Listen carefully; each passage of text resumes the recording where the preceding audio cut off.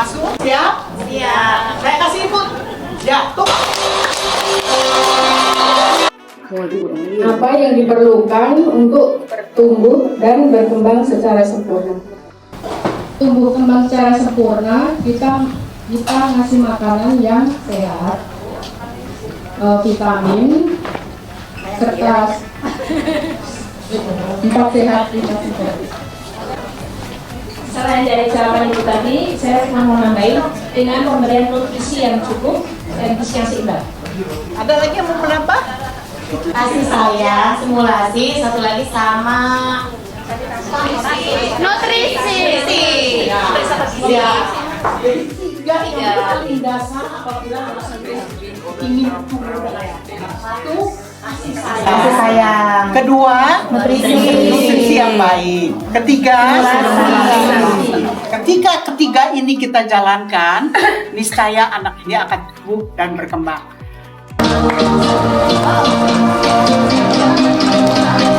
Pertanyaannya, apa itu stunting? Stunting itu adalah balita yang lebih pendek dari usianya, tulang itu tidak berkembang dibandingkan dengan usianya, dan juga stunting itu otomatis kecerdasannya juga berkurang. Ya, itu aja. Nah, rasa itu. Ibu mau tambah silakan. Sama ini, gagal tumbuh kembang dari ya, itu Gagal tumbuh kembang. Lanjut, Ibu. Pertanyaannya, sebutkan 2 faktor penyebab stunting. Ini adalah ada kurang sehat dari segi gizi dan kurang nutrisi. Faktor ekonomi, sanitasi, kurangnya pemahaman tentang gizi. Ya. Jadi itu banyak sekali faktornya. Salah satu yang Sama paling 4T Bu, kurang satu lagi 4T. 4T ya, itu penyebabnya ya.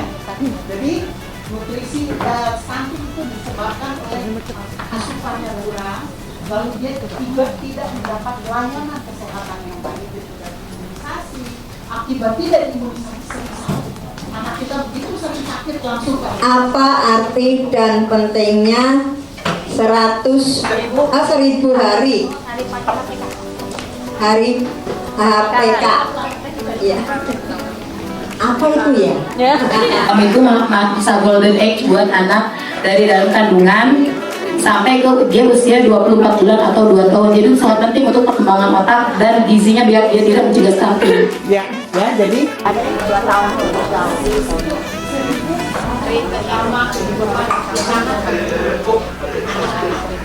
lanjut Pak. Kan tidak kena keadaan sehingga keluarga beresiko mempunyai anak stunting. Terlalu muda, terlalu tua, terlalu banyak, terlalu dekat. Ada lagi yang mau melengkapi? Anak tidak diinginkan. Jadi biasanya remaja kemarin kasus tuh biasanya anaknya stunting terbengkalai. Kemudian kemiskinan karena dia tidak mampu mengakses konsumsi. Kemudian keluarga yang tidak mempunyai sanitasi yang baik. Ya. Apa arti konseling? Dia datangin, terus kita ajakin ngobrol, harus ramah, harus diajak bicara dari hati ke hati. Terus kita harus sabar, mengerti keadaannya, Bu. Jadi konseling itu berbeda dengan penyuluhan. Kalau penyuluhan kita banyak ngomong, kalau konseling kita banyak bertanya supaya kita memahami apa yang terjadi di keluarga ini. Terima kasih Bu. Oleh itu kita mendatangi ibu balita, memberi salam, bertanya, mengamati, mengklarifikasi, dan juga memberi saran. Ya, jadi tugas konselor nomor 1 menggali informasi. Kita nggak tahu informasi kalau kita tidak bertanya, membantu, mengungkapkan perasaan itu yang paling kita kurang ya. Sebutkan 3 keterampilan yang harus dimiliki konselor. Pengetahuan, berbuat, Bisa memahami perasaan klien, bisa menjadi pendengar yang baik, terus bisa public speaking ya, terus bisa memahami perasaan juga, bisa memahami perasaan ya udah itu. Sebagian besar tidak. Jadi kita mampu bertanya, habis bertanya jangan kita jalan menyimak apa yang dia jawab, ya. Kemudian kita refleksikan benar begini, kemudian rangkum cerita dia supaya persepsi kita dengan persepsi klien itu sama, ya. Kemudian baru kita menawarkan saran. Jadi jangan datang-datang ibu harus makan ini, nggak masuk ke hati klien. Ya, jadi tawarkan terakhir sepakati bersama. Terima kasih. Rasanya kemarin semua pelajar. Pertanyaan pertama, dalam menyediakan makanan keluarga, kita perlu menyiapkan bahan-bahan yang akan dimasak. Apa yang dimaksud dengan gizi seimbang? Sehat 5 sempurna. Ini Pak, ada ini. Ada yang lain? Seimbang.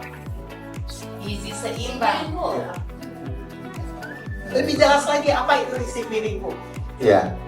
Ada sayur, ada buah, Ya. ada nasi, Ya. ada protein, ada karbohidrat, Ya. ya lauk pauk lah itu hewani. Betul Pak. Tapi bukan 4 sehat 5 semua ya. Biasanya kan gitu, 4 sehat 5 semua. Semua dihabisi gitu. Sekarang isi piring tuh Pak. Oh gitu ya. Gimana Bu? Betul. Nanti kita jelaskan. Betul. Nanti ini pertanyaan kedua, langsung ya Bu ya, kedua. Baik, yang kedua, tolong perhatikan apa perbedaan pembagian karbohidrat, protein dan sayur atau buah pada isi piringku orang dewasa dan isi piringku anak mendapatkan makanan pengganti air susu ibu atau MPASI. Silakan. Kepanjangan ya. Saya pendekin, boleh Ya. Pak? Apa bedanya isi piringku orang dewasa dan anak-anak setelah mereka mendapat MPASI? Komposisinya beda tuh. Piring orang dewasa itu setengah piring nasi, setengah piring itu sayur dan lauk. Ya. Kalau untuk anak-anak seperempat, nggak nyampe seperempatnya. Oh gitu. Iya. Ke bawah main ya. Jangan beri makanan minum lain selain ASI ketika dia berumur 6 bulan. Jangan. Nah, ini yang sering saya lihat di desa. Ibu sembari nyusuin. Ingat, anak itu tidak mendapat makan, dia tidak merasakan kasih sayang ketika itu main HP. Pikiran kemana? Sejak itu ya, main HP mana ada hubungan batin antara cepat tumbuhnya. Ibu juga harus mendapat makanan lebih banyak. Makan siang tambahkan seperti ini. Ibu nggak usah hafalin ya. Nanti ibu akan mendapat yang ikut petunjuk orang tua ya.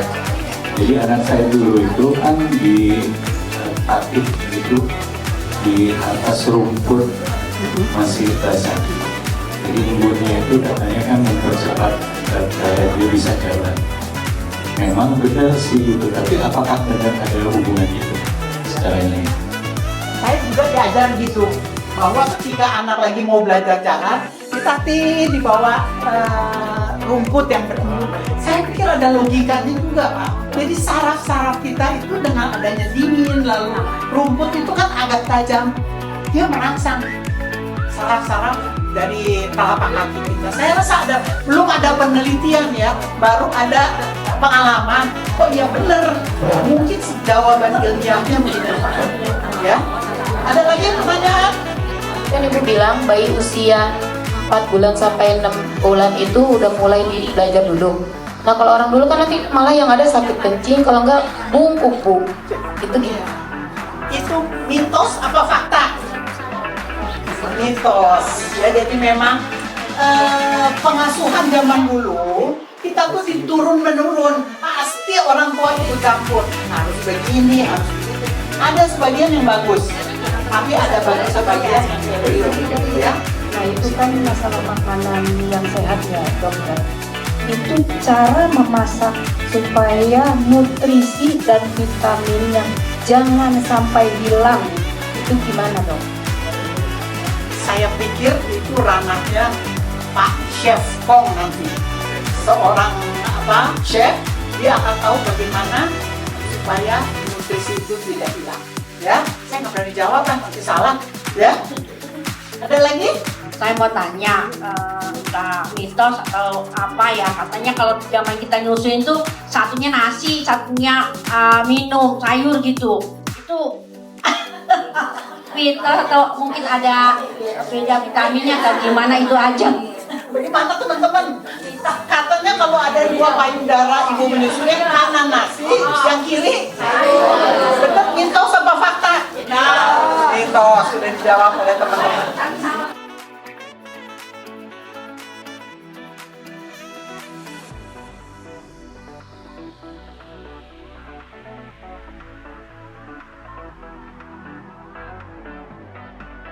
Ada beberapa yang harapan kami bisa terpenuhi setelah ini.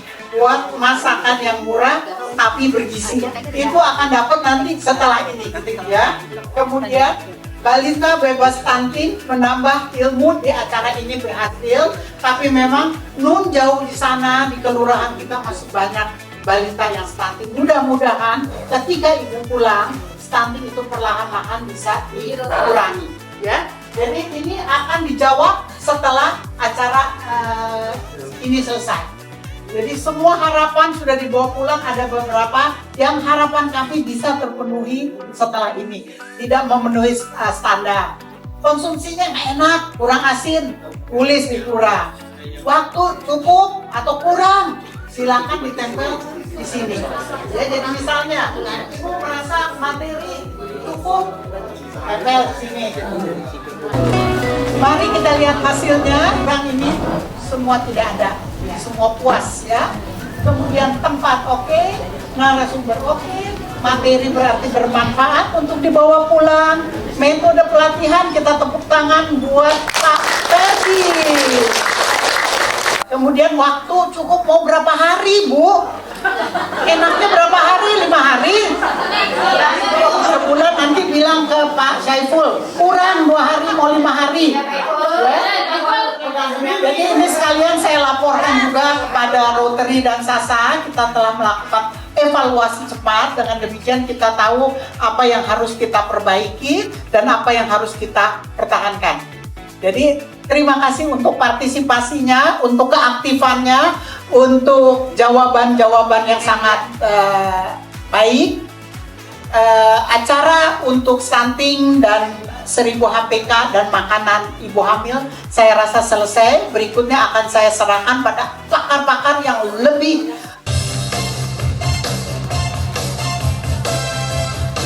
Oke, silakan Pak Mike di tengah. Ibu Fajar dari Boro-Boro University yang akan memaparkan kiat-kiat untuk membuat makanan. Oke? Semangat.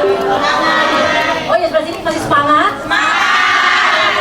Baik, saya itu dulunya jadi wartawan di majalah Femina, majalah Kartini. Tugasnya cuma satu, namanya wartawan boga, meliput restoran, bikin resep, uji coba resep untuk ditampilkan di majalah. Jadi pokoknya Fajar, kamu pergi jalan-jalan cari makan enak, nulis teknik masak yang tepat, yang tidak merusak nutrisi, dan yang materi yang ketiga, bagaimana kita menggali ide kreasi resep-resep masakan sehat. Nah ini kalau kita lihat ibuku mungkin suka pusing ya, hari ini masak apa? Padahal Bu, tiap hari bingung. Apalagi suaminya, "Mah, besok masak apa nih, Mah?" Ke anak-anak, "Mah, begini dong, Mah, makanan yang lain."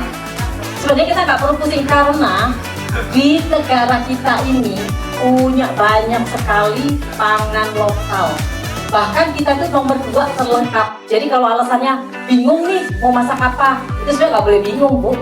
Banyak sekali sayuran, cuman kitanya tidak mengeksplor atau menggali bahan makanan tersebut jadi sajian sehari-hari.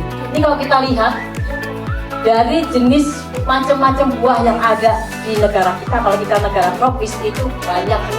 Ada 389 ini yang tercatat, yang lainnya belum, banyak yang belum tercatat. Lalu ada sayuran, 228 jenis sayuran. Nah ini kalau kita masak untuk sebulan aja deh, itu kita nggak akan bingung kalau kita mau menggali atau memanfaatkan sayuran yang ada. Lalu kita lihat rempah dan bumbu-bumbuan. Nah ibu biasanya pakai bumbunya apa aja yang sering dipakai? Bawang merah, bawang putih, jahe, serai, lengkuas, konpon semua ya. Itu masih yang biasa. Tapi kita punya rempah-rempah juga, seperti merica, jinten, adas, kayu manis, dan semua bumbu dan bahan ini selain memberikan cita rasa yang lezat, itu juga di tubuh memberikan manfaat kesehatan juga. Jadi sebenarnya kita masakan kita itu luar biasa. Roti jali. Nah itu tanaman purba yang punya khasiat kesehatan sangat tinggi, sumber karbohidrat yang bagus, dan itu malah justru kita nggak menanam lagi. Itu tanaman purba kita sudah punya. Nah kebetulan saya juga penelitian untuk penanaman hanjeli dan pengolahan hanjeli. Ini sangat bagus banget. Lalu kita punya kekayaan alam yang luar biasa. Sumber protein hewaninya tuh ada di darat, di mana lagi? Laut, udara, kepolisian, enggak ya? Nah, itu luar biasa. Kita punya banyak sumber alam. Jadi kalau ditanya proteinnya apa lagi ya, gitu ya? Mungkin kita nggak perlu pakai ikan salmon. Nah, ikan salmon kenapa mahal? Ya karena nggak ada di sini Bu, nggak hidup. Ya hidupnya di perairan dingin. Nah kita cari aja ikan-ikan deket kita, apa misalnya yang murah? Lele, kembung, mujair, mas. Satu lagi kalau di Betawi yang terkenal apa? Bandeng gabus. Nah ikan gabus itu ya jarang karena udah banyak yang nggak memelihara ya, nggak beternak. Padahal gabus itu sangat tinggi protein, bahkan sekarang dibikin suplemen untuk ibu-ibu yang habis lahiran, habis operasi. Kenapa? Cepat sembuh, membantu mempercepat pembentukan sel-sel tubuh kita. Mahal sekarang, sepotong kecil 30.000 kalau kita jajan gabus pucung ya. Kalau sehari-hari mah kita nggak akan mati gaya Bu, banyak sekali idenya ya.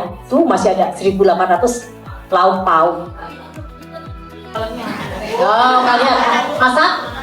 Nah ini kita ulang kembali ya, refresh ya, bahwa dalam penyediaan makanan sehari-hari kita sebaiknya memenuhi komponen penting dalam makanan. Nah ini kan tadi disebut isi piringku, kita harus ada lemak, jangan takut mengkonsumsi lemak.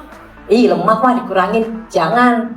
Lemaknya kita pilih lemak yang sehat, lemak yang baik untuk tubuh. Karena apa?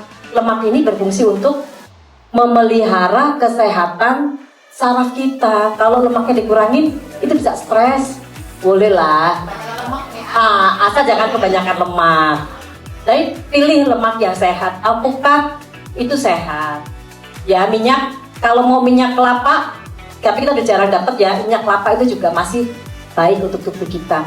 Minyak goreng gimana? Minyak goreng kan ada iklan tuh yang diminum. Kandungan nutrisinya. Nah ini kalau sayang juga kita udah beli bahan-bahan yang sehat, tapi kalau teknik masaknya nggak tepat, itu akan mengurangi nilai gizinya. Pertama tumis-tumis, ini paling gampang. Sayuran ditumis. Kalau mau masak ikan ditumis juga bisa ya. Potong kecil-kecil, ambil filenya, ditumis. pakai minyak dikit.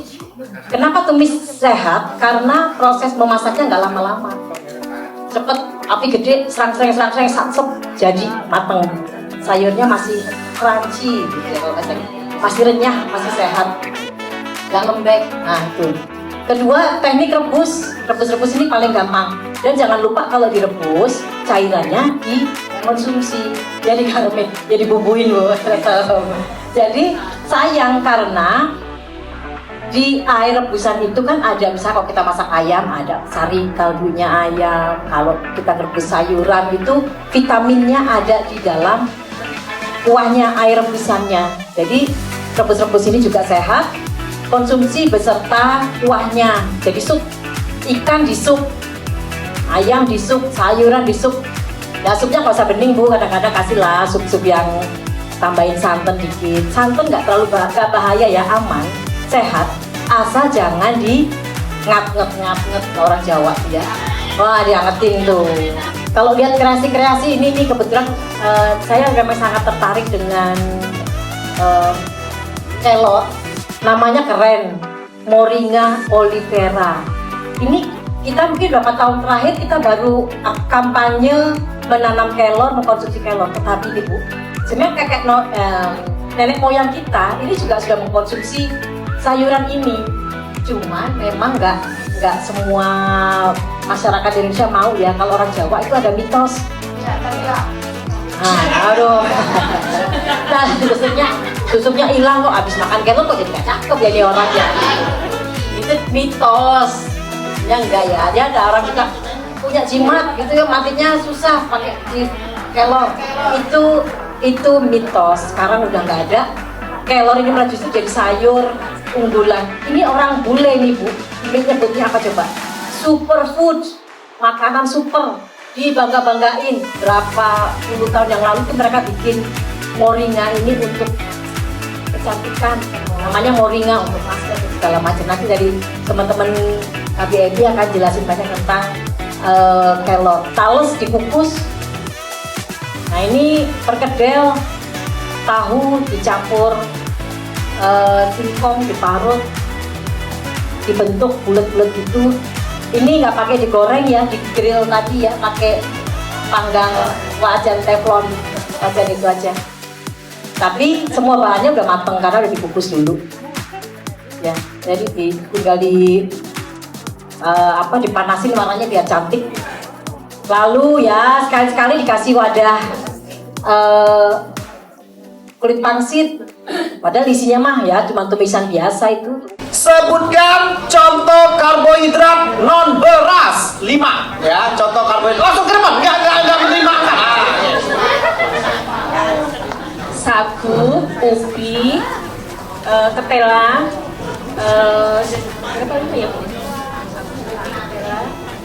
kentang, terus Satu lagi banyak Bu, ganyong. Ganyong yang di dalam tanah itu ada banyak. 100 Kak Fetri. Oke. Tetap di tempat, nanti kita akan foto bersama. Berikutnya, sebutkan teknik masak yang sehat. Cepat. Menumis, merebus, dan memanggang. Betul. 100. Oke, udah nyimak banget ya. Izin di tengah-tengah. Selaku perwakilan dari Asosiasi Kelor. Boleh tepuk tangan Bu biar banyak hadiah ya. Pakai salam dari Koperasi Moringa. Dengan hati yang bersih, tolong dibalas.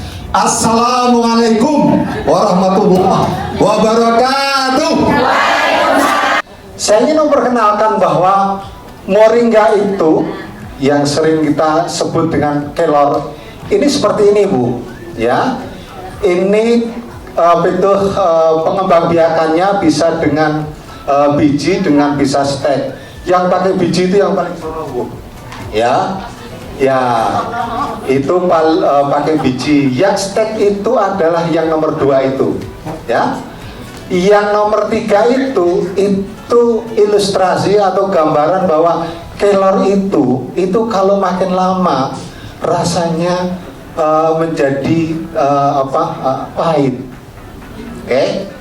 Dan oleh karena itu setiap bulan paling lama 40 hari itu moringa itu harus digundulin seperti foto nomor 1. Nah ini yang tidak pada tahu. Coba bayangkan saya keliling di Jakarta, orang punya kelor itu nyucrit naik ke atas karena dia tidak tahu. Padahal luar biasa kalau kita sudah mengenal moringa itu. Dan di kampus pun belum banyak orang yang mengenal. Ya, saya lupa tadi malah belum perkenalkan ya. Saya Barid Effendi, panggil Kolkolah ya Bu ya, Barid. Saya tersesat di Kementerian Keuangan, sehingga banyak yang mengatakan bahwa tersesat di jalan yang benar ya Pak. Sempat 2 kali menjadi kepala kantor dan kemudian meloncat di Komisi Pengawas Persaingan Usaha, mendapat amanat menjadi kepala biro dan terakhir menjadi staf ahli Komisi Bidang Kelembagaan. Setelah Purna baru berpikir apa yang bisa saya kontribusikan kepada masyarakat. Ya, ketika kita sedang nyiram atau kita nyenggol aja langsung kebauan langu, terus kemudian apa, cepat layu ya. Makanya disarankan di SOP untuk mendapatkan kualitas yang bagus itu juga tidak boleh lebih dari 4 jam ya Pak ya, untuk segera ditangani. Kemudian selain layu langu, dia punya keunggulan juga apa itu, lembut. Nah ini ibu-ibu pasti suka lembut, makanya tadi sudah disebut ya, masanya jangan overcooking. Jadi kalau semua sudah siap dan kemudian juga sudah koreksi rasa, tinggal cemplung, matiin. Nah itu sudah pas. Kemudian setelah itu kelebihannya apa? Luwes dan lezat. Nah nanti kita eksplor. Kemudian yang O-nya adalah organik dan R-nya adalah ramah lingkungan. Oke? Itu juga tulis juga ya, bahwa kehebatan moringa ini ya luar biasa karena apa? Kandungannya yang begitu banyak, tidak usah saya sebut satu persatu, dan tidak saja cocok untuk manusia, tetapi terima kasih, juga cocok untuk binatang. Oke, lanjut. Nah, ini benefitnya tadi, moringa itu secara ekonomis dia sangat mudah untuk kita budidayakan. Oke. Terus kemudian bisa memanfaatkan lahan terlantar. Itu yang saya lakukan sama Bu Lurah Cipinang. Itu Gertakok, Gerakan Tanam dan Konsumsi Kelor. Itu di namanya Taman Balong Bawah Kolong, dan kemudian di Taman Samrel sampai Grel. Nah, nanti Ibu dan Bapak silakan nanti untuk bisa mengembangkan Balong dan Taman sampai Grel. Kemudian efisien, coba bayangkan cari yang lain nggak ada itu menu yang sub in one, jadi cukup dengan kelor bisa untuk sekian banyak benefit. Dan kemudian efektif ya, efektif dalam arti apa? Untuk mendapatkan manfaat yang maksimal memang moringa ini harus dikonsumsi setiap hari. Cocok kopi keren. Dan satunya lagi yang feminin, ini namanya itu jala kelon. Ini biasanya cocok sama ibu-ibu. Jala kelon itu jahe, lada, terus kemudian kelor dan melon gitu loh. Ini anget di tenggorokan juga enak. Ini pasangan ideal ini, kopi keren sama jala kelon ini. Oke, lanjut ya. O-nya itu adalah organik. Jadi kelebihan kelor ini adalah dia itu bisa memupuk dirinya sendiri karena daun-daunnya itu kaya akan asam amino, dan dia terbukti di luar negeri itu sebagai pupuk yang sangat efektif. Kemudian R-nya adalah ramah.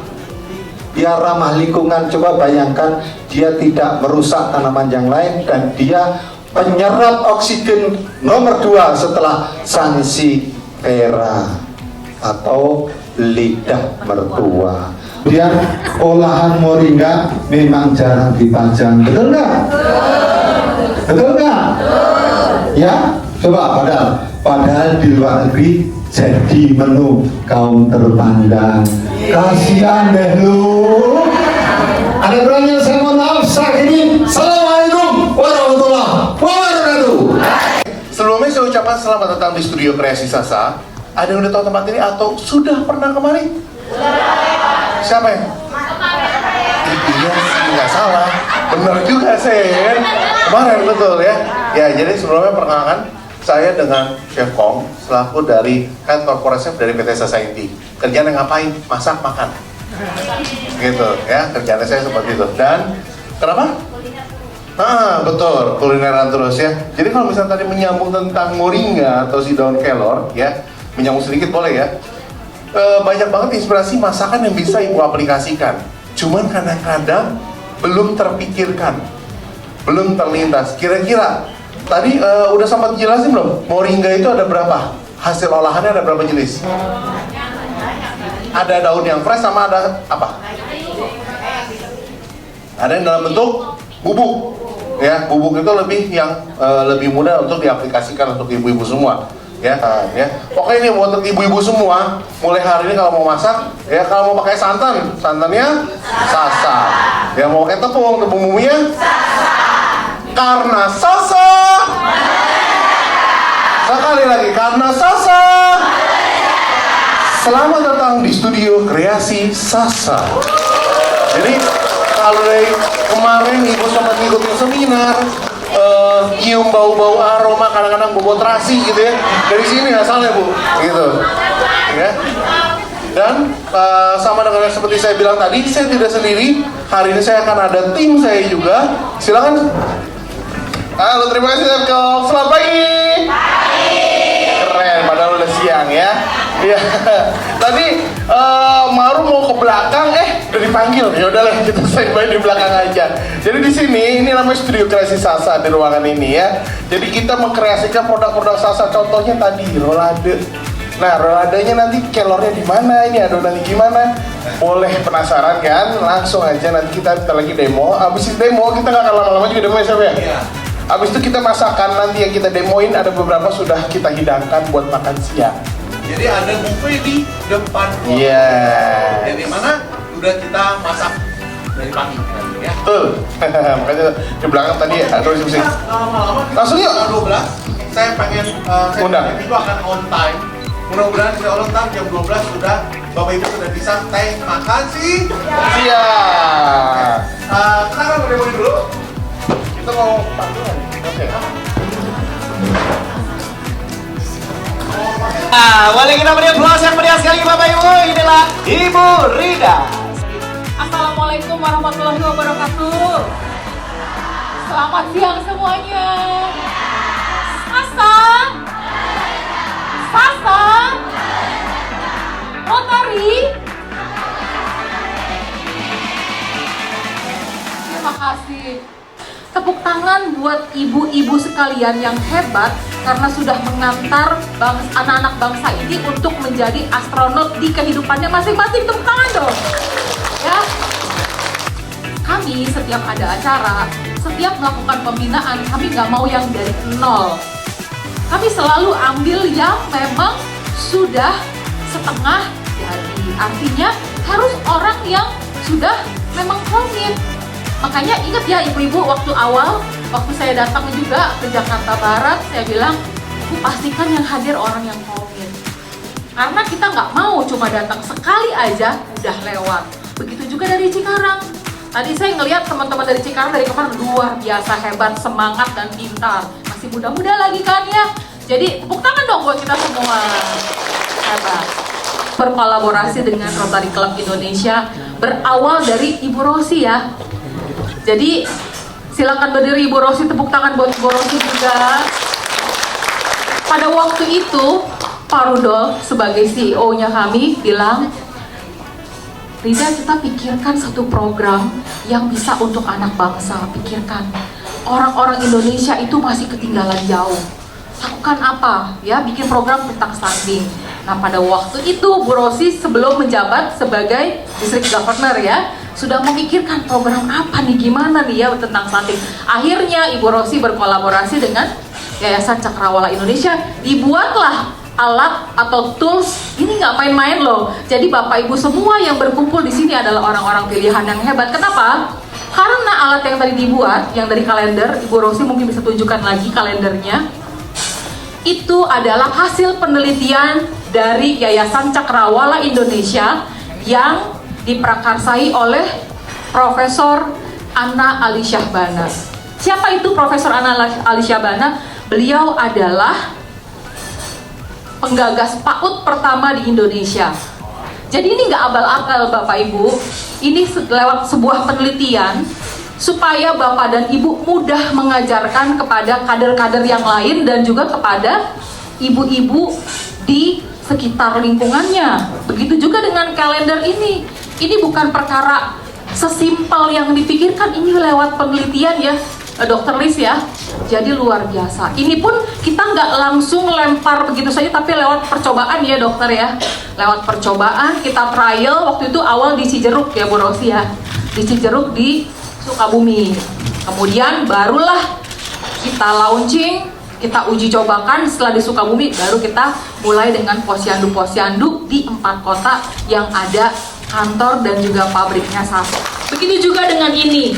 Bapak dan Ibu bisa mengukur dengan mudahnya apakah anak itu stunting atau tidak, tinggal diukur, nggak usah pakai ribet-ribet.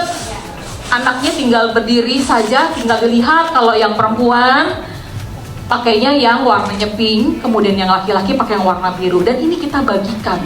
Tools ini kita bagikan ke kota-kota, bukan hanya di 4 kota yang ada Sasa, tapi sampai ke Jogja ya. Sampai seluruh Indonesia Barat. Jadi luar biasa. Sekali kita tepuk tangan untuk kolaborator utamanya kita dengan Rotary. Nah, terima kasih Bu Rosi. Teristimewa pada tahun keempat ini kami mau memperluas kolaborasi karena kita nggak mungkin bisa kerja sendiri. Hari gini nggak musimnya kita ngumpul-ngumpul di rumah gitu ya, atau nggak hari gini nggak musimnya juga kita eksklusif, nggak mau bergaul. Justru dengan berkolaborasi kita semakin besar gaungnya. Ibaratnya kita punya ngomong sendiri, nggak cuma pakai suara kita, tapi pakai mic, pakai ampli lagi sehingga gaungnya lebih besar. Di sini kolaboratornya semua luar biasa. Tadi ada rekan-rekan dari Cikarang Listrindo, ini binaannya luar biasa hebat juga ya. Kami sama-sama ketemu, dapat award di ICA ISDA, Indonesia SDG Award, dan Cikarang Listrindo sudah mendapatkan gold untuk pencegahan stunting ya, karena Mbak Lita. Jadi luar biasa gitu. Kemudian Sasa juga mendapatkan, tapi di kategori yang berbeda, di Top CSR Award gitu ya. Kemudian juga kolaborator yang lain adalah rekan-rekan dari Asosiasi Kelor. Ini ketemu di Kementerian Perindustrian, ngobrol-ngobrol. Awalnya kenapa? Sayang banget, kelor yang begitu bagus sebagai superfood ternyata cuma diketahui sebagai pengusir setan. Sampai nah, ini adalah produk-produknya Sasa. Mungkin Bapak dan Ibu kalau awal tahu Sasa, yang kepikiran apa? Padahal Sasa nggak cuma matching, Bu. Sasa artinya apa? Sari rasa artinya apa? Sasa. Jadi Sasa nggak cuma matching ya, inget ya. Kalau sampai keluar dari pintu ini dan masih bilang Sasa adalah cuma matching, balikin. Ya, Sasa ini loh produknya segambreng Bapak dan Ibu. Pabrik pertama yang paling tua memang MSG, adanya di Probolinggo. Itu dekat dengan tempatnya Ibu Fajar, ya besar di dekat arah ke Bromo. Kemudian pabrik keduanya kami itu di Cikarang. Nah itu kita tetanggaan sama Cikarang Listrindo, makanya diundanglah ibu-ibu di sini gitu ya. Karena ada yang produk di luar matching, tepung bumbu. Tadi Ibu Dita bilang bumbu lumur Bu, nah itu adanya di Cikarang. Saus cabe, saus tomat adanya di Cikarang ya. Cikarang. Terus Terus kemudian pabrik yang ketiga, yang paling muda, itu adanya di Minahasa Selatan ini. Nah, kenapa pabrik Sasa tersebar di 3 lokasi? Karena, lagi-lagi, karena mendekati pusat bahan baku. Jadi Sasa itu dari awal mulai dibangun sudah sangat-sangat memikirkan lingkungan. Bukan cuma tentang lingkungan masyarakat, tetapi tentang lingkungan hidup. Kenapa? Saya bilang kenapa? Dengan membangun pabrik di tempat pusat bahan bakunya, itu akan mengurangi transportasi, sehingga mengurangi polusi atau emisi. Nah, ini adalah identitasnya Sasa. Ya, tadi Sasa artinya sudah tahu semua nih, udah khatam ya, Sasa melezatkan. Sasa itu punya yang namanya jiwa. Kalau Bapak dan Ibu itu kayak ibaratnya punya ciri khas. Yang membedakan makhluk Sasa dari makhluk lain itu adalah yang namanya care. Care itu adalah kulturnya Sasa. Singkatan dari courageous, action oriented, respectful, dan enthusiastic. Jadi orang Sasa tuh harus begitu, harus semangat, ya. Kemudian harus bukan omdo, action oriented, dan harus antusias, ya. Ini semua kemudian melandasi apapun yang kami lakukan, termasuk ketika kami menciptakan inovasi produk, termasuk ketika kami membuat program seperti ini, itu kagak kaleng-kaleng Bapak dan Ibu. Itu karena ini. Ya, lanjut. Sasa Basic Mentality atau Care ini menjadi awal, ibaratnya kenapa Sasa kemudian disebut dengan brand yang rejuvenate. Dari yang tadinya jadul, dari zaman Elvi Sukaisi gitu ya, iklannya Elvi Sukaisi gitu. Kemudian bisa diterima oleh anak-anak muda, oleh anak-anak bukan milenial lagi tapi Gen Z. Karena kita rejuvenate. Nah, ini adalah basicnya kenapa Sasa melakukan. Sasa punya pilar-pilar tentang sustainability. Ada namanya ada yang tadi care itu ada macam-macam ya. Ada Sasa Platinum Care. Platinum Care itu karena produknya dilengkapi dengan vitamin dan mineral. Jadi selain produknya terbuat dari bahan-bahan yang pilihan dan sudah dikurasi dengan baik, Sasa juga ditambahkan vitamin dan mineral. Apa yang paling gampang yang membuat Bapak dan Ibu aman pakai produk Sasa? Semua produk Sasa sudah lolos BPOM. Kita tidak akan mengeluarkan produk kalau tidak lolos BPOM. Yang kedua, semua produk Sasa punya sertifikasi halal. Jadi aman Bapak dan Ibu. Ya, itu sebagai bentuk tanggung jawab kami terhadap konsumen. Itu kalau dari Sasa Platinum Care. Ada lagi yang namanya Sasa Economic Care. Artinya apapun ujungnya kudu cuan, benar nggak? Apapun harus profit, harus menguntungkan. Menguntungkan dalam arti apa? Nggak mungkin dong orang bisnis nggak untung. Nah, kemudian ini kurang lebih kilas baliknya ACS dengan Rotary. 2020 kita trial, ya, kemudian 2021 memulai program, 2022 juga masih tindak lanjut program, kita masuk dengan remaja, bukan cuma bina kader lagi. 2023 kita masuk ke guru-guru, jadi ibu gurunya dibekali juga sampai ke Pulau Seribu ya Bu Rosi ya. Jadi luar biasa, sudah banyak banget yang dilakukan, dan tahun ini terima kasih banyak sekali lagi kepada kolaborator-kolaborator yang baru hadir gitu ya. Selanjutnya, nah ini beberapa penghargaan yang kita dapat, ada Top CS1 Award, ada ISDA dan seterusnya. Dan saya mau tunjukkan sebagai penutup, itu kita punya, jadi tadi ada yang bertanya, Bu, kenapa sih kok yang dilatih kader bukannya ibu-ibu di gang-gang sempit? Oh, jangan salah, saya bilang. Justru ibu kader ini dilatih menjadi konselor. Satu konselor akan mencetak kurang lebih 3 kader ya Bu Rosi ya, 3-5 kader. Satu kader akan bisa melayani sekitar 10 keluarga. Artinya kalau kami mencetak para konselor itu akan berlipat-lipat dan ada di 4 kota. Luar biasa loh. Jadi selama 2020 sampai dengan hari ini kami sudah kurang lebih membagikan berapa Mister? Sudah puluhan ribu alat yang kami bagikan, dan sudah kira-kira bisa menjangkau 12.000 keluarga lebih. Ya, 3.000 keluarga setelah dengan Rotary. Tepuk tangan dong Bapak dan Ibu. Wah, luar biasa ini. Ya, jadi senang sekali bisa tergabung dengan ini semua ya.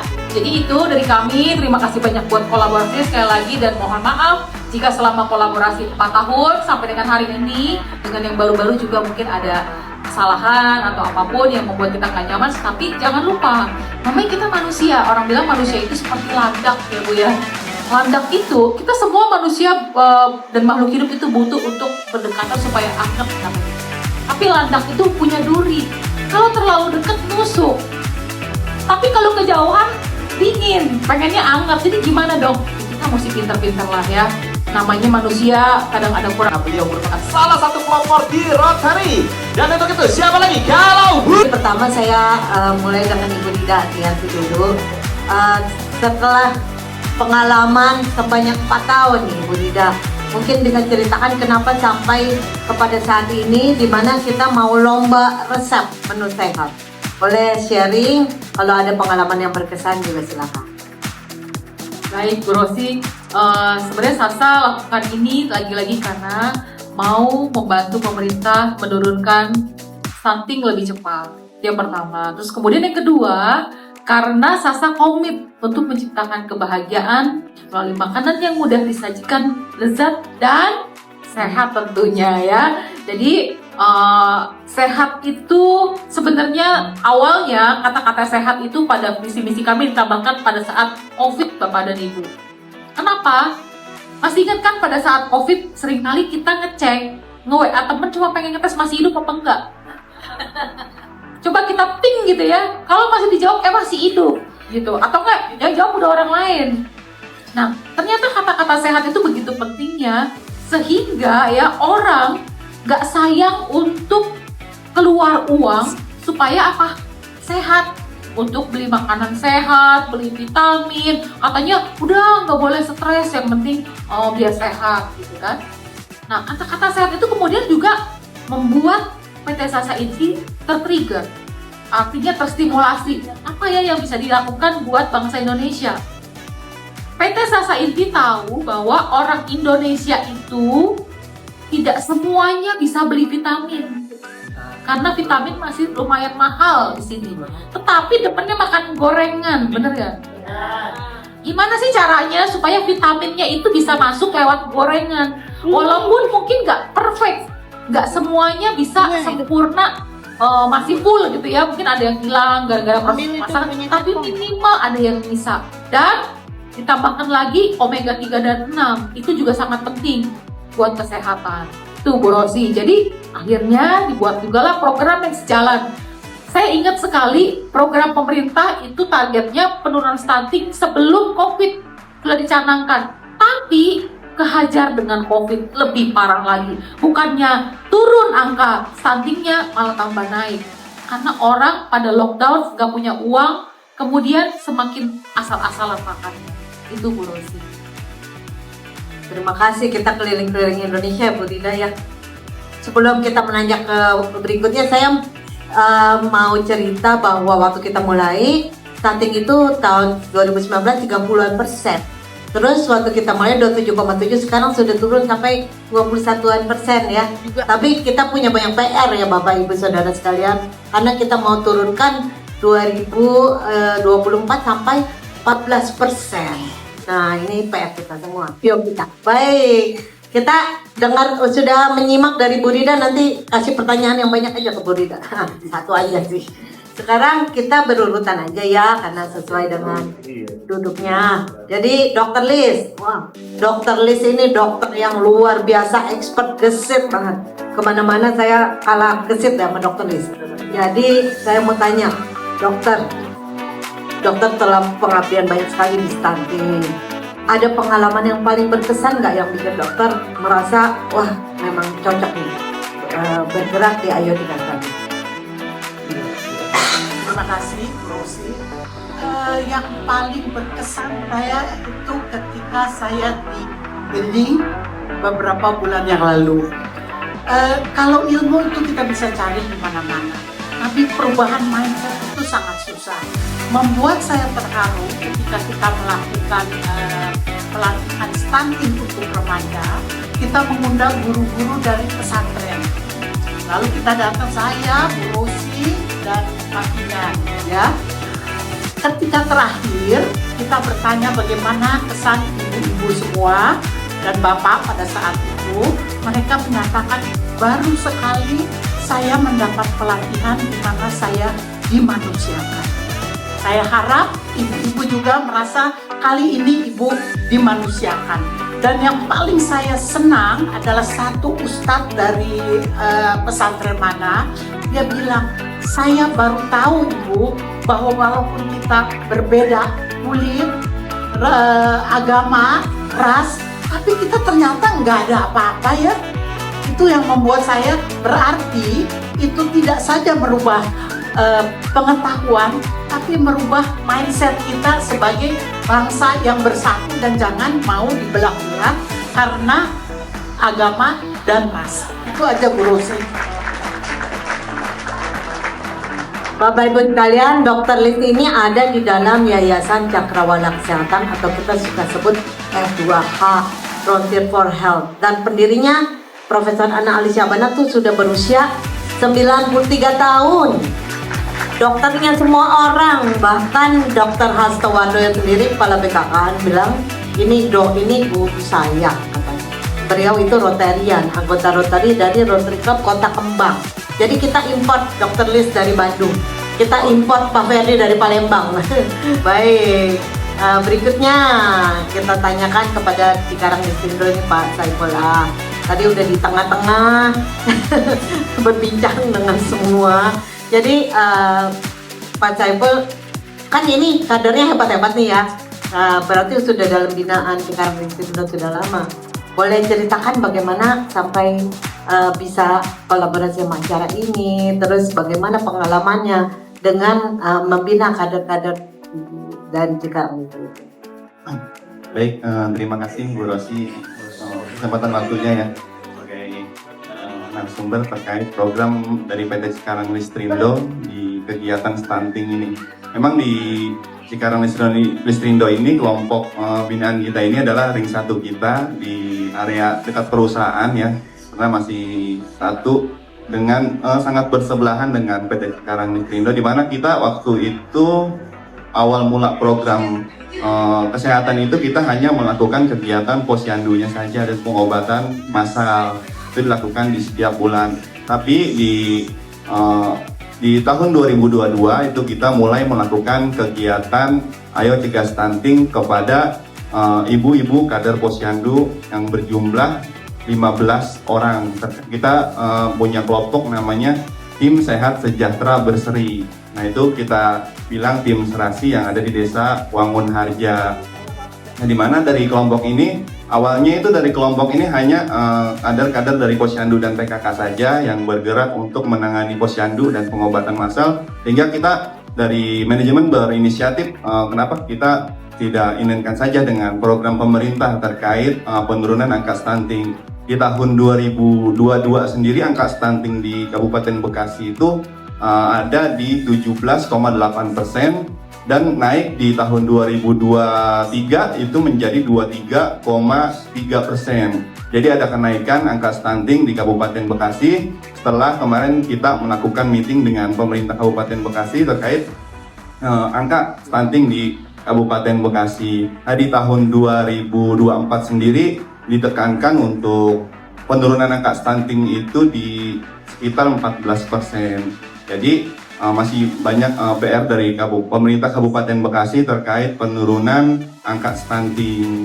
Nah, jadi dari program kesehatan ini, karena kan di perseroan kita itu ada 4 pilar, ada terkait ekonomi dan sosial, kesehatan, dan serta lingkungan. Nah, itu kita berkolaborasi juga dengan pemerintah setempat terkait pembentukan kelompok posyandu ini menjadi tim serasi yang sudah di SK-kan oleh kecamatan. Kita juga melakukan legalitas, membentuk legalitas terkait kelompok binaan PT Cikarang Listrindo sendiri. Alhamdulillah di tahun 2022 tim dari program kita ini mendapatkan penghargaan dari Provinsi Jawa Barat terkait penanganan stunting.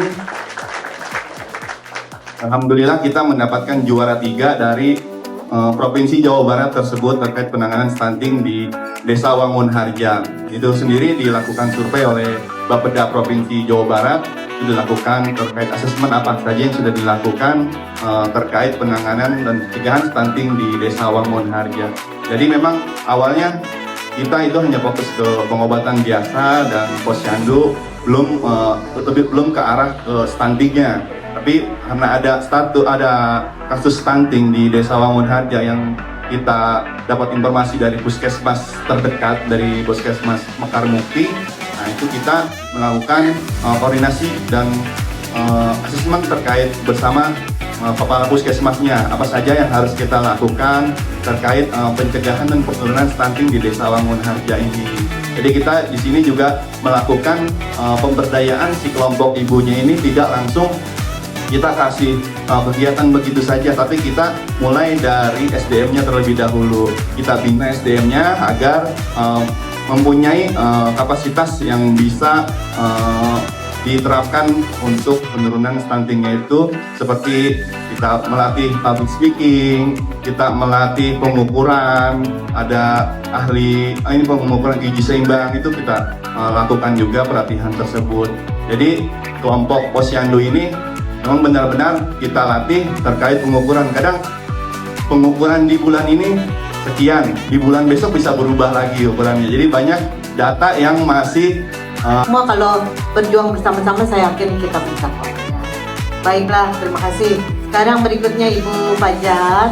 Ibu Fajar ini luar biasa sekali, ahli sekali dalam segala bahan makanan Indonesia yang bervariasi ya Bu ya. Selain itu di Podomoro punya desa ekowisata banyak sekali, desa binaan. Jadi Bu Fajar cerita pada saya tentang penelitiannya juga. Penelitiannya tentang, nanti Bu Fajar boleh ceritakan sedikit lah ya. Silahkan Bu sharing tentang keberagaman makanan Indonesia ini yang belum kita gali sebenarnya. Baik, terima kasih Bu Rosi. Sebelumnya ingin saya informasikan bahwa kami dari akademisi punya 3 kewajiban yang harus dilaksanakan, yaitu 1 bidang pengajaran, belajar mengajar kelas, kemudian bidang yang kedua penelitian, dan yang ketiga ini yang sekarang sedang kami jalankan bersama Sasa, Rotary dan seluruh kolaborator, yaitu bidang pengabdian kepada masyarakat atau PKM. Jadi dosen bersama mahasiswa wajib terlibat dalam beri bunganya kita makan. Dan kalau orang Betawi ini Bu Rosi, daun mengkudu itu juga dimasak untuk bikin nasi goreng. Nah jadi kan sebenarnya ya kalau kita punya tanaman, punya kebun, ya itu mari kita berdayakan, kita konsumsi. Selain murah itu pastinya bergizi tinggi. Jadi untuk teman-teman kader, mari kita eksplor bahan pangan yang ada di sekeliling kita, karena Tuhan sungguh merahmati bangsa Indonesia dengan tanah yang subur. Batu dilempar, kayu dilempar, apa ya? Kayu dan batu jadi tanaman. Itu udah jadi tanaman. Tongkat dan kayu jadi tanaman. Jadi itu bikin dari saya. Nanti dalam program ke depan sama-sama dari kami dari Podomoro University siap membersamai, sharing bergeraknya di bidang apa, bagaimana, beli kelor di mana. Saya tadi cobain susunya, cobain melon, yang pakai melonnya, cobain kopi, enak semua. Tapi, oh ya pudingnya belum. Pudingnya, oh ini ada pudingnya, coba puding kelor.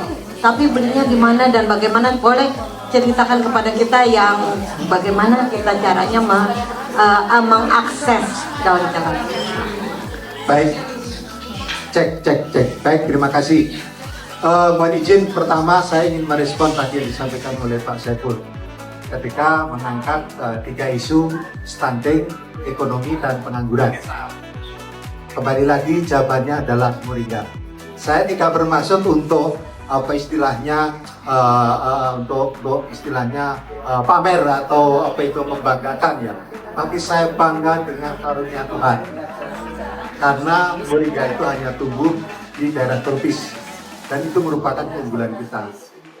Stunting sudah jelas tadi sudah saya sampaikan, ya kan? Dan Bu Lis dan juga Bu Fajar tadi juga sudah menyinggung. Yang kedua adalah dari sisi ekonomi. saya meyakini bahwa potensi dari Moringa ini sangat strategis untuk mengangkat struktur ekonomi hijau yang berkelanjutan.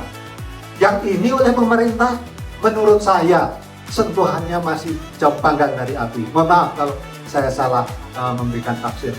Yang saya lihat sampai sekarang juga kelihatannya masih setengah hati kalau diajak bicara tentang Moringa.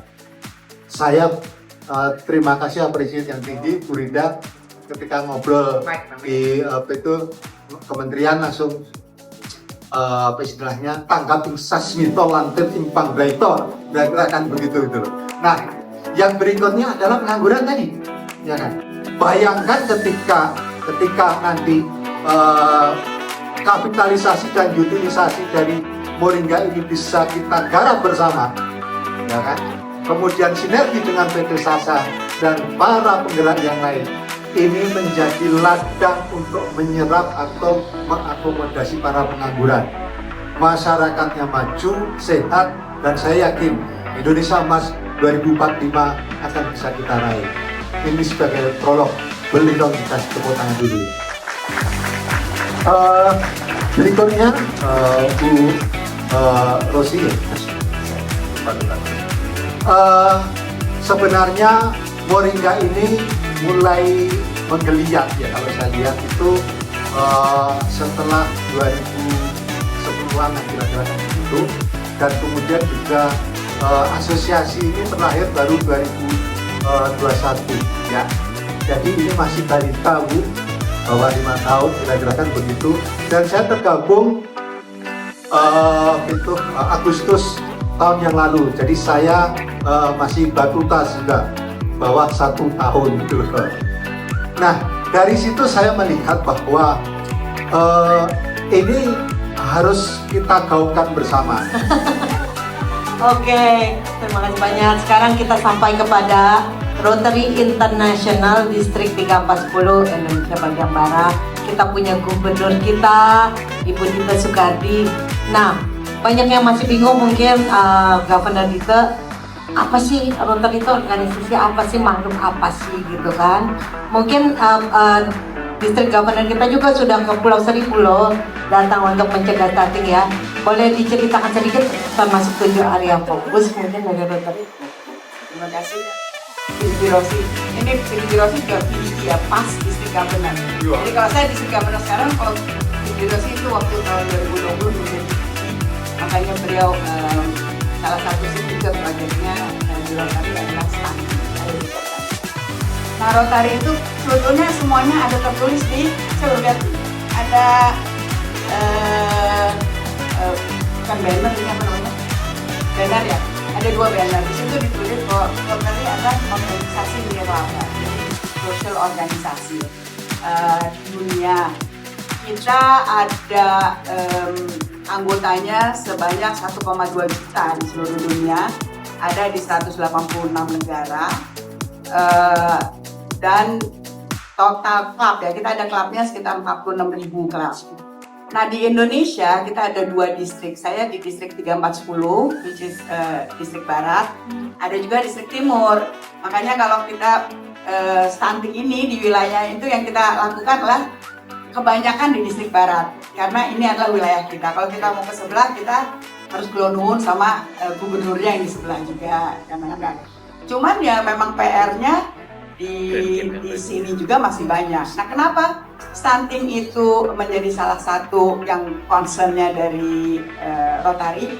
Karena kita ini ada 7 area fokus ya, di mana dari Rotary International yang berada di Chicago, Amerika, itu mereka mengajukan, memberikan bahwa fokus kita dalam melakukan kebaikan, pelayanan kemanusiaan yang tulisnya di situ kan ada service above self yang tadi P.J. Rosi sudah sampaikan, pelayanan di atas kepentingan sendiri. Kalau tadi Pak Barida menyampaikan kita ini bukanlah manusia yang berguna kalau tidak bermanfaat untuk yang lain. Nah, itu adalah Rotary. Kita harus melakukan sesuatu di atas kepentingan kita sendiri. Jadi kita harus melakukan bersama. Nah, itu kita ada 7. Nomor 1 yang kita pikirkan adalah perdamaian. Kita mau peace in the world ya, semuanya harus damai, nggak usah ada suzon, negative thinking. Jadi kita maunya dunia semuanya damai. Yang kedua kita ada health prevention. Kita konsentrasinya di end polio. Seluruh dunia ini mencoba untuk mengeradikasi polio. Waktu itu kita udah polio tinggal segini lagi. Jadi ini istilah kita. Cuman ya kita bisa berencana, punya tujuan. Tapi ternyata sekarang polio di Indonesia juga nambah lagi. Angkanya udah nggak ada ya. Tapi kemarin ketemu lagi dan ada yang udah meninggal juga anaknya. Jadi kerja keras lagi nih Rotary untuk eradikasi polio khususnya di negara kita sendiri. Nah yang ketiga itu kita juga ada water sanitation, hygiene ya. Nah ini juga penting untuk stunting ya.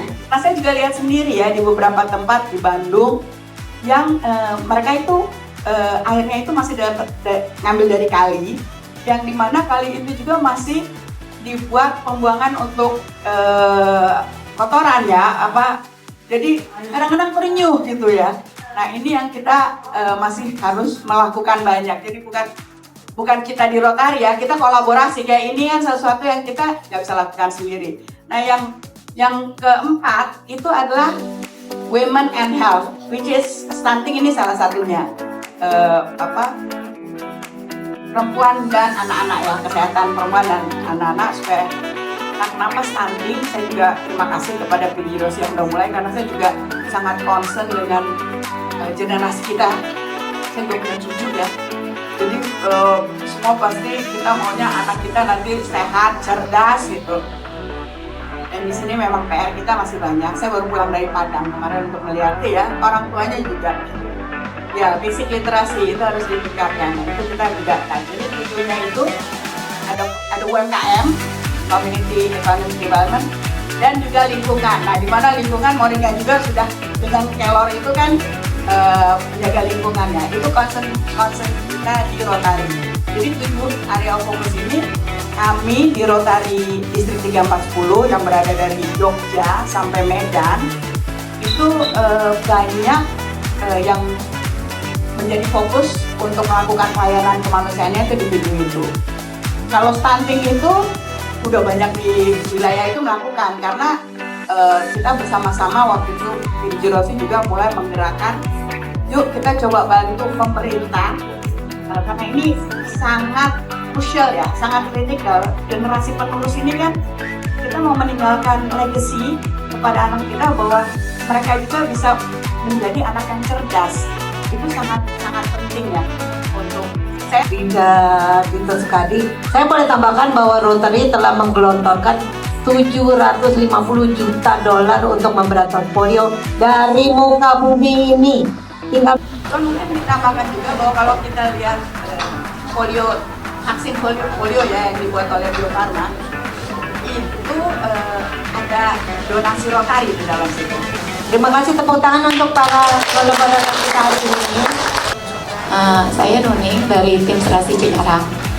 Yang ingin saya tanyakan Bu, kita sebelumnya tahun kemarin pernah mendapatkan pelatihan membuat PMT. Salah satunya dengan daun kelor ini juga.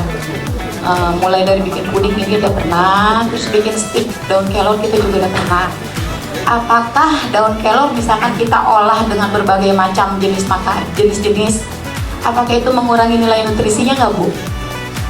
Dicampur-campur dengan produk Sasa, nanti kita bikin bakwan daun kelor gitu, bukan bisa ya pakai tepung jadi yang dari Sasa. Terima kasih Bu. Baik, saya langsung jawab ya. Ini karena ada ahli kelornya juga, jadi nanti jawabannya kolaborasi ya Pak ya. Yang pasti Sasa itu sangat peduli terhadap keamanan pangan. Sasa sangat peduli terhadap keamanan pangan.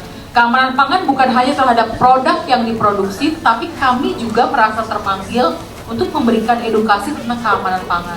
Termasuk salah satunya adalah tentang pengolahan makanan yang benar. Jadi sepengetahuan saya, informasi dari teman-teman IPB, koreksi juga saya kalau salah ya Bu Fajar ya. Jadi makanan itu tidak akan berkurang nilai gizinya selama tidak overcook atau kelamaan memasak. Jadi makanan itu semakin baik kalau semakin disebutnya raw food, semakin asli kelihatan bentuknya gitu loh. Ya, jadi kalau misalnya anggaplah kelor gitu ya, yang kelihatan ada daunnya. Dan sepengetahuan saya lagi, daun kelor pun dimasaknya tidak boleh kelamaan ya Pak ya, supaya nutrisinya tidak hilang. Ya, jadi kalaupun misalnya mau dicampurkan dengan tepung bakwan sangat bisa. Dan chef di Sasa ini ahlinya menciptakan misalnya gini, tepung bakwan. Kan bentuknya tepung bakwan. Ada yang tahu nggak tepung bakwan bisa dibuat bikin kotak-kotak? Itu gampang banget kan, ya kan? Atau tepung bakwan misalnya. Baik, terima kasih. Tadi udah lengkap detail ya, Bu Rida ya. Kalau fokus bahwa apakah kemudian nanti nilai gizinya itu akan itu berkurang, tentu tidak bisa serta-merta kita memberikan klarifikasi karena ini butuh proses pengujian dan sebagainya. Tetapi betul, pertama adalah bahwa yang saya katakan tadi bahwa salah satu karakter kelor itu adalah layu dan kemudian dia itu tidak tahan panas, makanya kemudian itu para pegiat kelor ini mengembangkan upayanya dengan membentuk puder ya, dan kemudian juga membentuk namanya daun kelor kering. Alhamdulillah daun kelor kering sekarang sudah dapat SNI ya. Terus kemudian bubuk baru dalam proses ya. Ini dukanya, ada dukanya. Itu yang pertama yang ditanyakan. Yang kedua, muda agar semangat seperti Dr. Liz.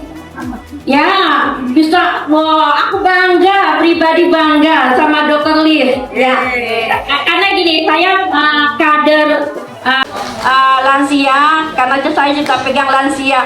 Kalau dokter termasuk lansia produktif. Itu yang saya banggakan. Ya, itu saja dari saya pertanyaan buat Dr. Liz. Wassalamualaikum warahmatullahi wabarakatuh. Terima kasih Bu Agusni. Suka duka itu pasti banyak. Yang saya tadi cerita di Gending, saya pernah mengalami juga di Bogor. Bogor itu daerah yang sangat religius. Saya datang satu kecamatan, camatnya bilang apa ke masyarakatnya? Jangan mau ikut Dr. Liz, dia itu mau kristenisasi, dia itu ke barat-baratan, dia itu penganjur LGBT. Tapi saya pikir makin kamu begitu, saya makin lawan. Saya akan cari cara supaya satu waktu saya dengan Pak Camat akan berhubungan baik. Saya lakukan terus-menerus. Akhirnya setelah 2 tahun saya keluar dari Bogor, Camat dan seluruh dinas pendidikan Bogor itu sangat dekat hubungannya dengan saya. Jadi kalau ada tantangan, jangan menyerah walaupun itu sangat menyakitkan hati. Buktinya saya di Gending mendapat anugerah karena mereka menerima saya. Jadi saya lebih ke arah, jangan deh lihat-lihat baju saya lah, agama saya, kulit saya, kita sama kok. Maksudnya kita sama, karena itu saya berterima kasih kepada Roh Kudus yang memberi kesempatan saya turun ke lapangan, belusukan dan memperlihatkan siapa sih kita, nggak ada apa-apa kok. Ya, itu yang membuat saya barangkali menjadi semangat, karena tantangan itu, wow, lu mau ke gua begitu, saya lawan, saya cari jalan, saya pikir supaya akhirnya saya dengan dia bisa bersahabat. Itu Bu ya, jadi jangan menyerah. Kalau ada masalah, selidiki, tanya, cari solusinya. Pasti dengan kita ketulusan, dengan kesabaran, pasti akan ada hubungan yang baik. Terima kasih Bu Agusni. Pak, kita selama 2 hari pelatihan, kita minder nih sama kader sekarang ya, yang terlihat pinter-pinter dari pengetahuan tentang stunting. Itu bagus benar. Kita sempat ngobrol, nggak tahunya ada pembinaan dari PT sekarang itu. Pertanyaan saya, apakah hanya di daerah sekarang aja?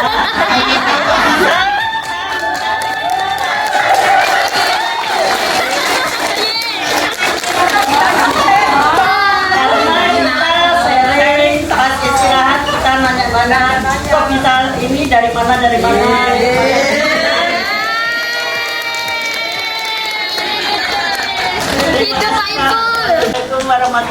wabarakatuh.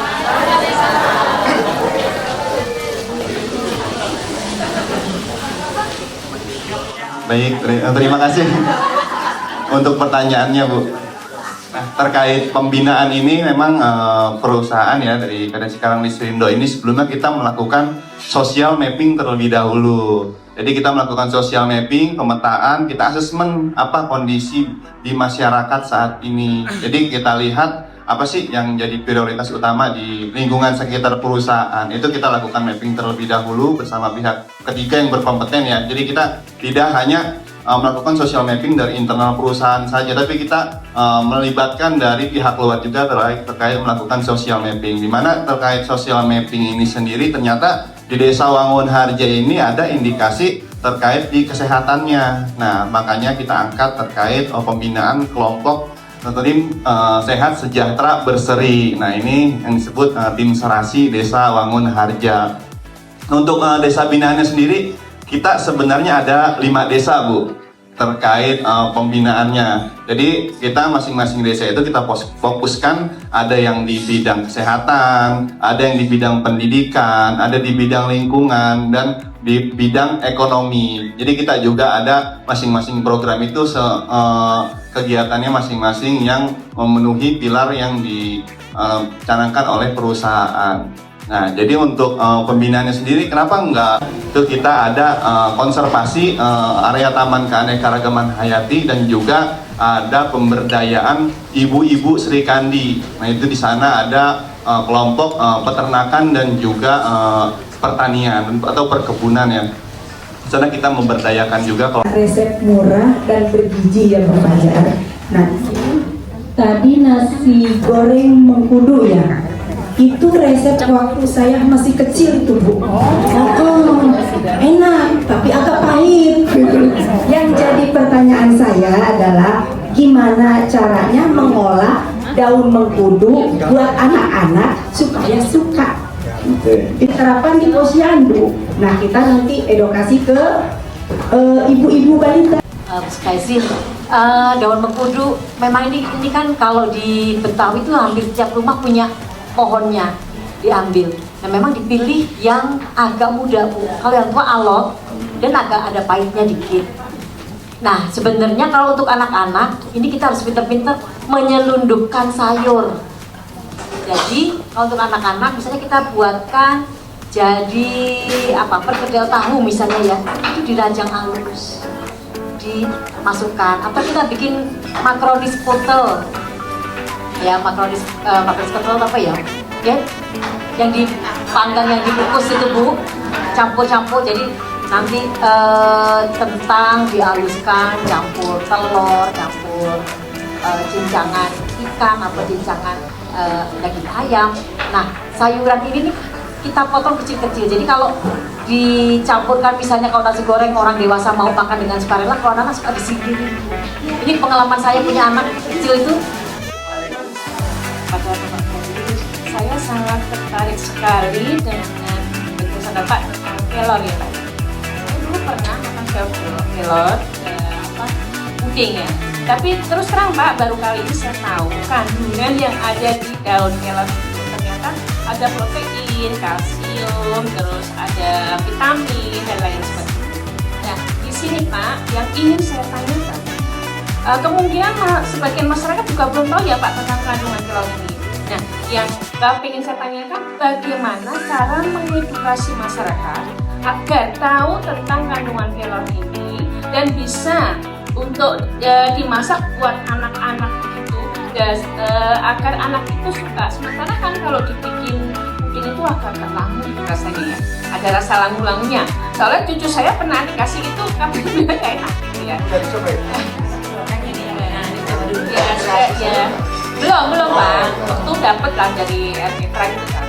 Nah, di sini untuk mengedukasi masyarakat dengan menghilangkan mitos tentang pengusir setan tadi lah Pak ya. Mungkin gitu ya Pak ya. Terima kasih. Wassalamualaikum warahmatullahi wabarakatuh. Baik Bu, pertanyaannya memang apa yang selama ini saya temukan di Mbak Setiati Benar-benar.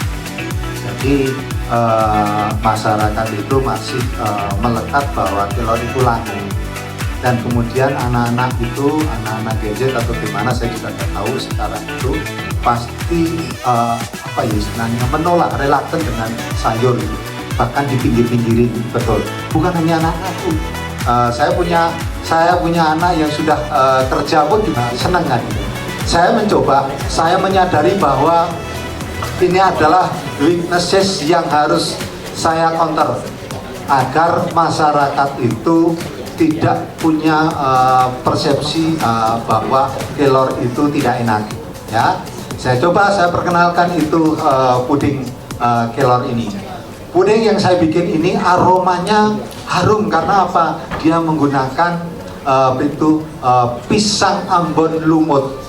Ya, iya, itu susah nyarinya. Ya, coba cari di supermarket nggak ada.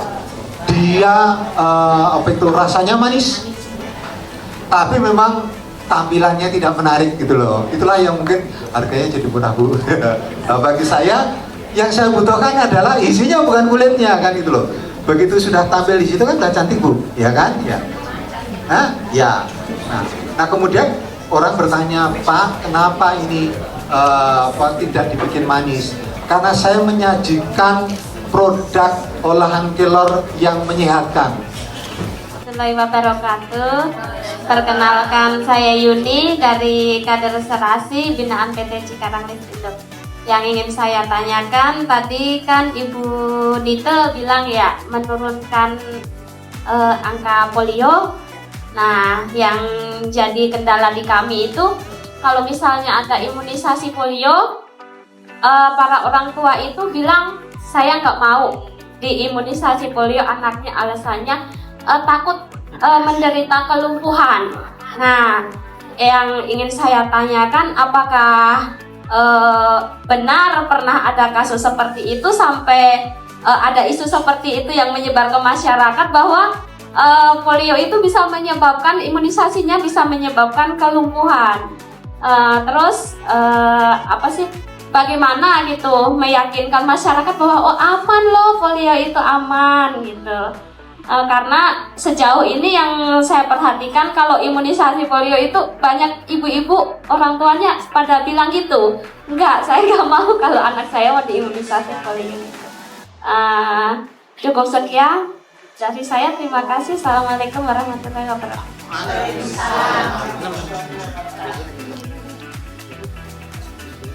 Terima kasih. Mungkin ini juga sama kayak daun kelor pengantar setan atau MSG menjadi bodoh. Ini memang awalnya dulu, kalau yang saya tahu ya, bahwa imunisasi itu kan bukan disuntik ya. Kalau polio itu kan diminum, ditetes. Tapi memang awalnya mereka bingung atau kurang yakin antara halal dan tidak halal. Jadi itu yang dikeluarkan isu. Tapi ini kan yang bikin sekarang kan memang Bio Farma. Dan kami di Rotary ini bekerja sama dengan Menteri Kesehatan itu melakukan selalu ada pekan imunisasi nasional.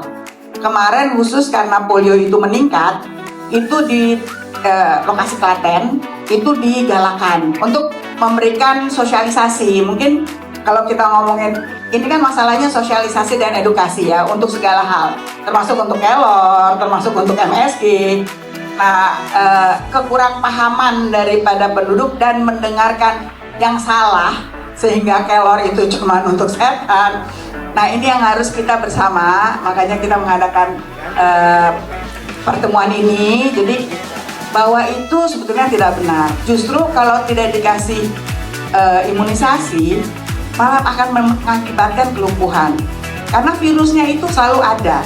Virusnya itu ada, dan kalau anaknya tidak kuat, tidak punya imunitas di dalamnya, justru lebih mudah menyerang. Ini ya, informasi-informasi ini seperti yang ibu-ibu dapat di hari ini sangat berguna untuk menyampaikan bahwa itu tidak benar, dan kami di Rotary ini juga sudah ada ya saudara kita di Rotary ini yang kena polio. Jadi kita di Rotary coba mensosialisasikan polio itu kita ada World Polio Day, di mana di tiap lokasi itu kita mencoba menyampaikan bahwa ayo di polio, di vaksin polio.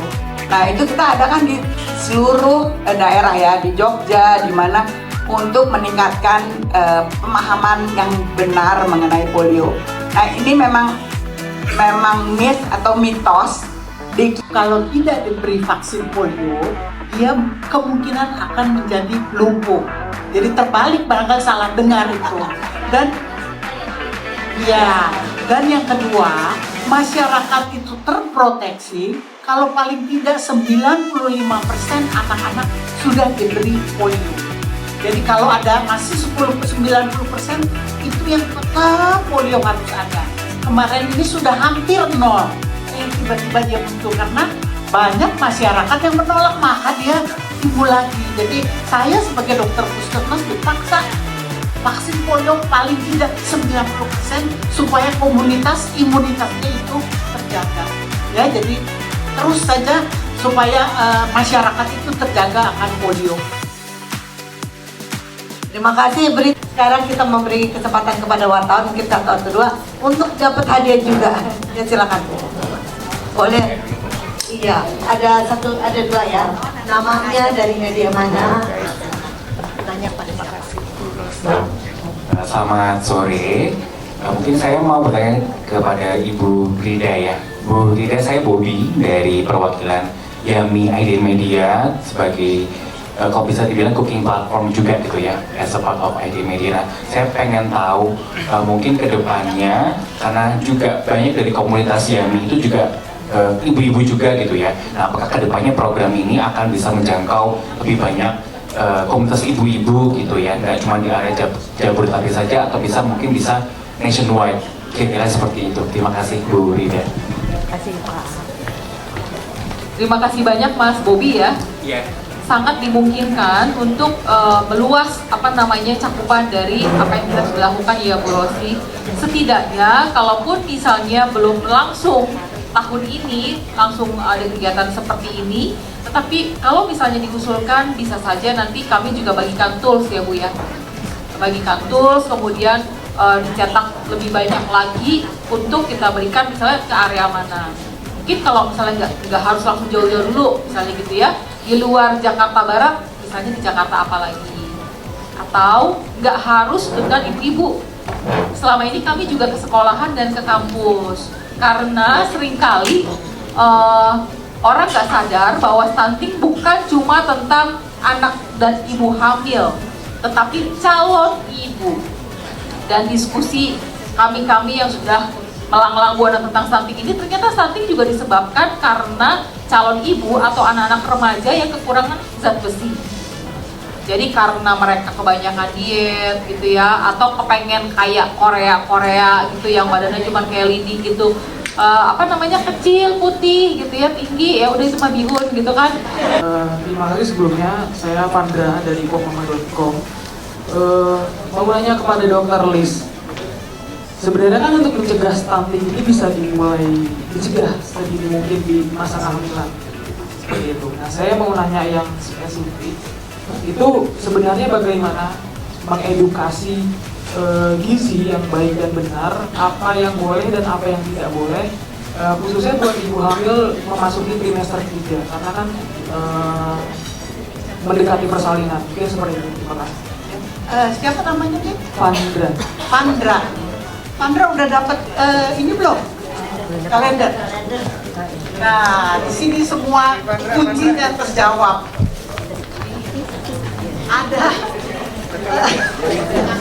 Ada ini mengenai stunting itu apa, lalu makanan gizi seimbang untuk dewasa, untuk anak-anak, lalu untuk juga ibu hamil. Waduh, saya terlalu semangat tadi ini ya. Berondong, pengen dekat. Trimester pertama 1 sampai 3 bulan, 6 sampai 9 bulan, dan 6 sampai 9 bulan dia harus makan seperti makanan dewasa, tapi ketika dimakan siang ditambahkan setengah piringan. Terus jangan lupa juga ada minum berapa Dan ada juga karena anak itu bertumbuh tidak hanya badannya tapi juga perkembangannya. Ada juga tips bagaimana seorang ibu atau suami ketika anak umur 1 sampai 3, 6 sampai 9, ada tips-tipsnya di bawah. Jadi sangat lengkap dan sangat bisa dijalankan. Ya, terima kasih Pak, ini dipegang aja. Para kami kembalikan kepada Alhamdulillah hari ini kita belajar bersama-sama di sini. Bisalah kami memberikan yaitu perkembangan di wilayah kami yaitu di Posyandu Kenangan 7. Bisalah membahas yaitu stunting. Mudah-mudahan bisa ibu-ibu bisa meresap yaitu pelajaran kita yang 2 hari ini. Terima kasih, mudah-mudahan RW 7 semangat untuk Posyandu yaitu RW 7. Semangat! Kami dari tim Serasi mengucapkan terima kasih kepada Sasa Inti telah banyak mengedukasi kami pengetahuan tentang masalah daun kelor sama mentor-mentor yang hebat. Terima kasih dan bersyukur menambah ilmu, menambah wawasan buat kami. Awalnya kami tidak tahu, cuma hanya beberapa gimana caranya memasak yang sehat dan bergizi itu supaya kami lebih semangat lagi untuk mengedukasikan lagi. Nah, dengan adanya acara ini, kami mengucapkan sangat beribu terima kasih. Selama ini hanya ada materi yang kami terima, dan di sekarang hari ini ada edukasi. Edukasinya apa? Pengukuran yang baik bagaimana, terus yang stunting dan tidak stunting, dan makanan-makanan sehat dan bergizi itu sangat luar biasa buat kami semua. Maaf yang belum disebutkan satu persatu, kami ucapkan terima kasih. Wassalamualaikum warahmatullahi wabarakatuh. Dibesarkan semuanya, kita bernyanyi bersama dengan penuh sukacita. Yo. Yeah. Woo. Oke, suara mana lebih besar musiknya? Bukalah mata dan lihat dunia, mentari menyinari, meneguhkan jiwa dan hati. Yang segalanya kita raih, katakan pada dunia bahwa kita pemenangnya. Teruslah melangkah ke depan, lalu bersama katakan 1, 2, 3, go! Kita bisa mewujudkan harapan dalam suka dan duka, meraih segala tujuan.